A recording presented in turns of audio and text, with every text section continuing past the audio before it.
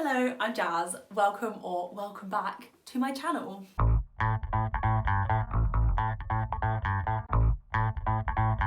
Okay, so I've never made one of these videos before and I'm nervous. I've watched many of them. I know that some people do not like these videos. I know that some people thrive on these videos.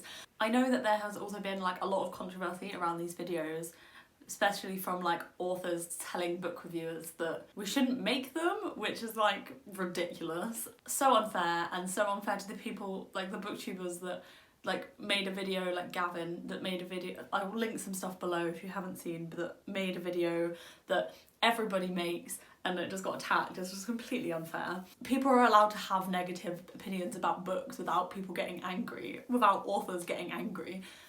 It's not cruel to authors to make these videos, like, they're just reviews. And so I wanted to make one. I was gonna make one anyway, and then I was just like, okay, I'm solid, I will make one. I don't know, do I give a disclaimer?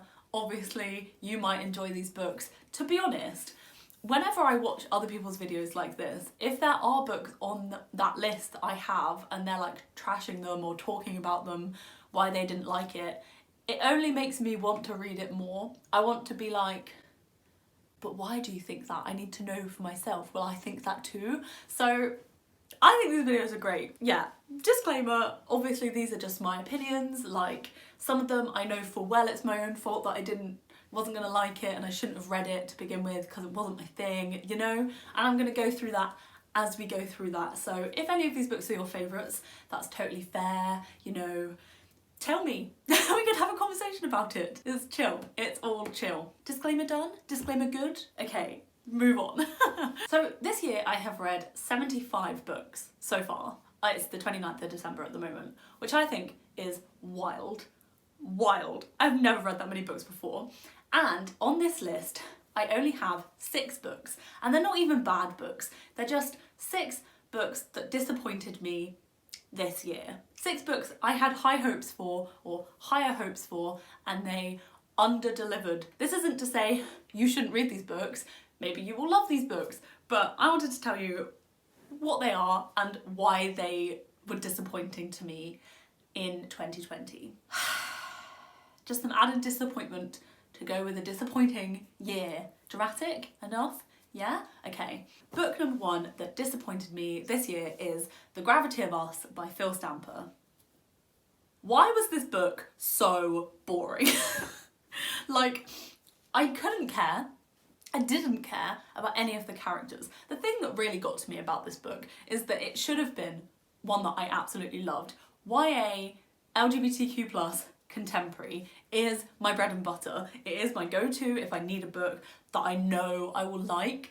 And I'm so good at picking LGBTQ+, YA contemporaries I know I'm gonna like. So I'm like, why did you disappoint me? Why was it so boring? And to top it off, it also has space.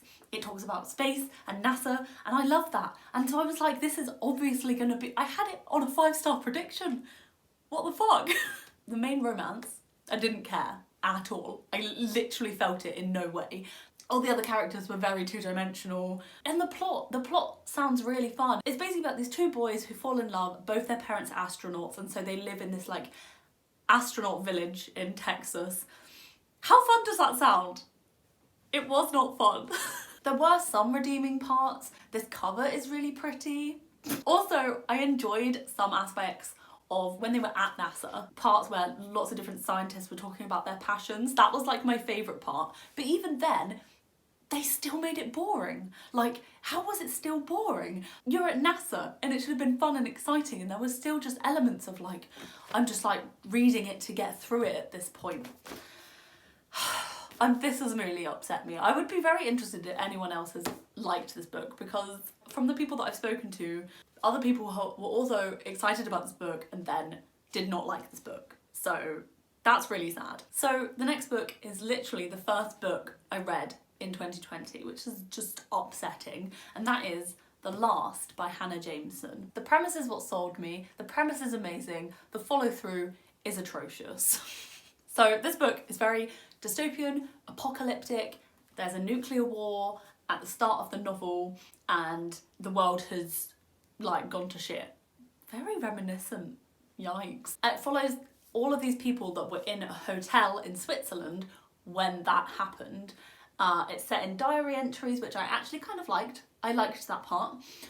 So that premise, right, you're like, ooh, what's gonna happen? Why was it so dry? Why was it so boring? My issue with all of these books, I'm like, why are you so boring?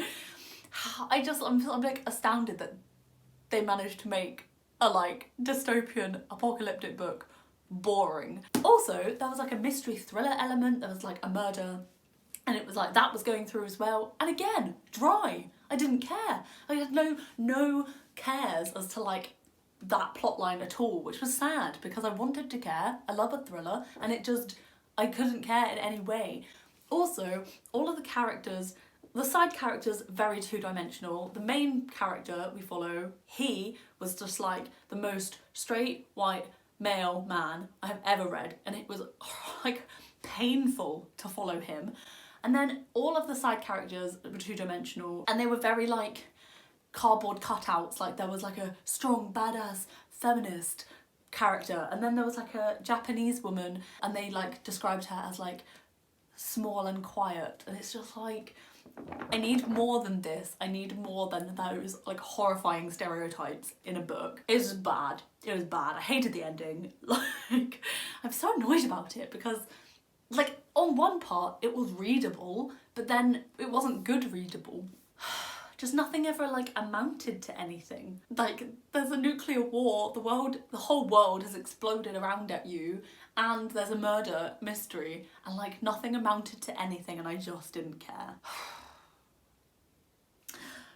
Okay, the next one I don't have with me because I borrowed from my friend Amy, and that is This Is How You Lose the Time War by Amar El-Motar and Mags Gladstone. This book was recommended in one of my LGBTQ+ collab videos by Mel from The Raven Girl, and in her recommendation she said it will either be for you or it won't be. Like, it's a very Marmite book, and I am so sad that I was not on the side of it was for me. It very much was not for me. So this book, I'm not saying it's a bad book, it's just a book I did not understand. Literally, I did not understand. The premise of the book, which I didn't actually get from reading the book, I didn't understand the premise as I was reading it. I got it from the Goodreads synopsis, is that it's set across time and space, and it follows red and blue. So it's a female-female sci-fi romance. They are like on two opposing enemy sides, both trying to win this like war or something, and they fall in love. My issue, I didn't understand anything that was happening. It's very, very poetic language, very beautiful, flowery. Like, I seriously, I couldn't finish it. I had to get an audiobook version and read along with the audiobook and the book just to process the words. Like, I don't know if I'm just too stupid. I truly couldn't understand it. And it was like a big, wild, like FF, like female romance. And I was like, I'm so excited for this. And I was just like, I can't understand what's happening. I don't understand the plot. I don't understand like word to word. I think the point is you don't need to have like physical, grasping concepts of like where they are. But I need that. And so I was just like, I don't understand what I'm reading. Like, I had no idea where they were, what they were like stood on, like what they were doing, why they were doing it. Like, they basically communicate through letters to each other, and so they're like talking about things that have happened or they're doing, and I'm just like, I can't stress how much I didn't understand this book, but maybe you'll love it. I think it very much is you'll love it or you'll hate it, or you'll not understand it. Let me know where you fall on this book, because I'm just like, I occasionally think about it and I'm just like, maybe if I reread it I would understand it more, but also I just don't want to do that. Okay, so the next book, I think I donated it after I read it because I was not reading it again, and that is Extremely Loud and Incredibly Close by Jonathan Safran Foer. This book had been on my TBR for like 7 years, and so I was really proud to have got to it. It was so meh for me. It was so meh. Like, Again, great concept, and I didn't quite like the way it was delivered. We follow this boy called Oscar, and his father passed away in 9/11. He basically has this lock and he's trying to find the key, and so the whole book is kind of set over and throughout New York as he tries to find a key to fit his lock. That's like the kind of concept. I will initially say I've seen a lot, this isn't to say that it's bad or good, I'm not really sure, but I have seen a lot of things about whether Oscar is on the autistic spectrum or has Asperger's, and it's never explicitly said in the book, but it's very like divided in the like community, I guess, when I was just looking up other people's reviews. But my reasoning for liking the book doesn't really have anything to do with that. What I struggled with the most was the perspectives, because we like follow Oscar, but then we follow like his grandparents, but it took me way too long to work out that was who that was. I like, didn't understand that was his grandparents, and it was just really confusing. Like, it was not easy to follow, which is not necessarily a bad thing, but it made me like not want to pick it up every time. I was like, I don't understand what I'm reading. Again, I need to understand what I'm reading, and if I don't, I'm just like at a loss. Also, it does like weird things with the format, which can be good and can be like really beneficial to the plot and really add to the plot. But in this book, it kind of like I was kind of reading it and I was like, I see why you've done that. As opposed to like, oh, this is enhancing my experience of reading the book. It was like, oh, they've just put one line on a whole page, and all I could think was like, what a fucking waste of paper. Like, there were pictures in the book, and I kind of understood that because he would be like, Oscar would be taking pictures throughout, but again, it kind of like didn't add that much. Like, it was just a bit random, and it was just like, why is there a picture there? I'm just gonna ignore that, move on to the next page. Like, it was just bizarre, I don't know. Also, there was like a really weird moment in the book where Oscar asks this woman he finds, he's like trying to find these people, and he asks this woman to kiss him. Oscar's like 8, and the woman is like, no. Yes, fine. But then, a bit further along, he goes back to this woman, and the woman is like, oh, you asked before if you could kiss me. Yeah, you can. And I'm like, I don't understand. She's a fully grown woman. He's 8. I don't know. I've not seen anyone talk about this. But like, I didn't understand. It took me completely out of the book, and I was like, what the fuck did I just read?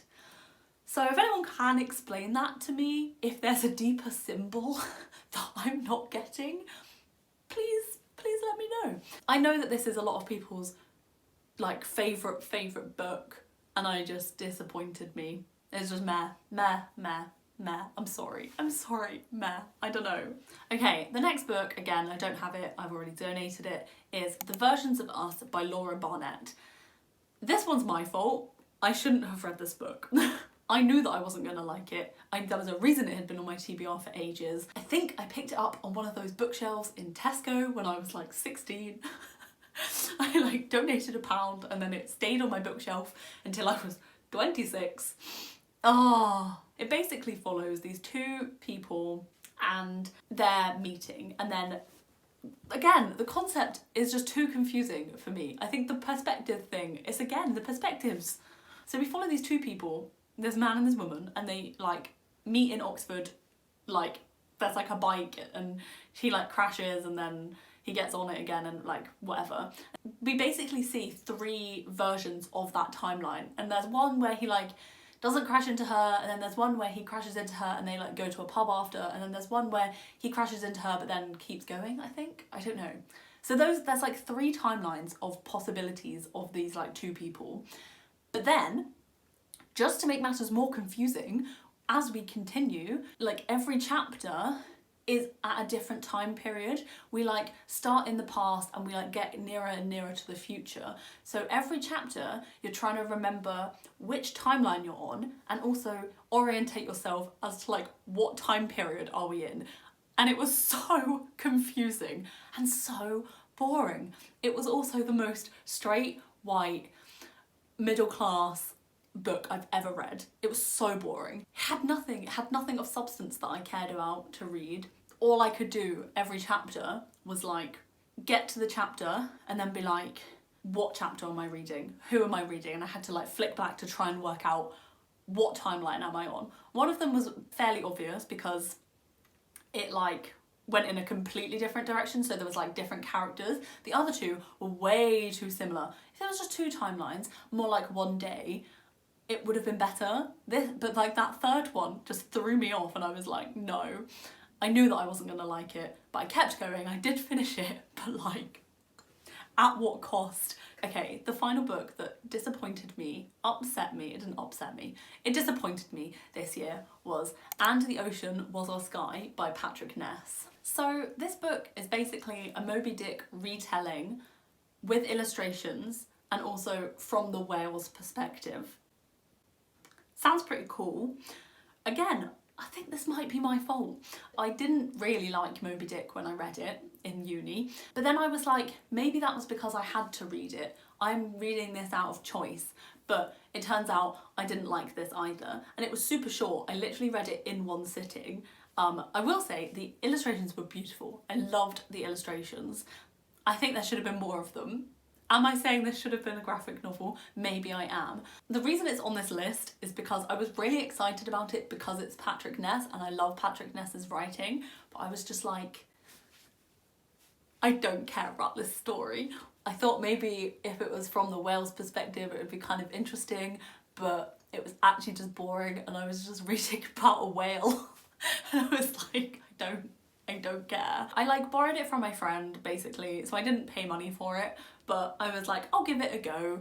Maybe I'll enjoy it more than Moby Dick because it's from the whale's perspective. That's like a jaunty retelling. No, I didn't like it, but it does have quite good reviews, so maybe you will like it. I just didn't add anything into my life. Like I turned that final page and I was just like, what have I just read? Why have I just read that? I'm just gonna immediately start another book and kind of pretend I didn't read that. Those are the 6 books that disappointed me this year. Please let me know if you've read any of them and what you thought. If you loved them, let me know, please. I would love to know that other people love these books. Obviously we all have different opinions and some person's hatred is another person's star? That is not a phrase. But let me know because I would love to know. And if you have any disappointing reads, let me know. If you've done a video like this, let me know and I will go and give it a watch. Here is to a good 2021 reading year. To be honest, this year's been pretty good. Like 6 books out of 75 that I was like vaguely disappointed by. They're not even bad, just vaguely disappointed by. That's pretty good going. I am gonna go. Thank you so much for watching. Don't forget to like, comment, subscribe if you would like, and I will see you in a new and more positive video. Bye. Like, none of these are bad, they're just made me sad. I'm a poet. Bye.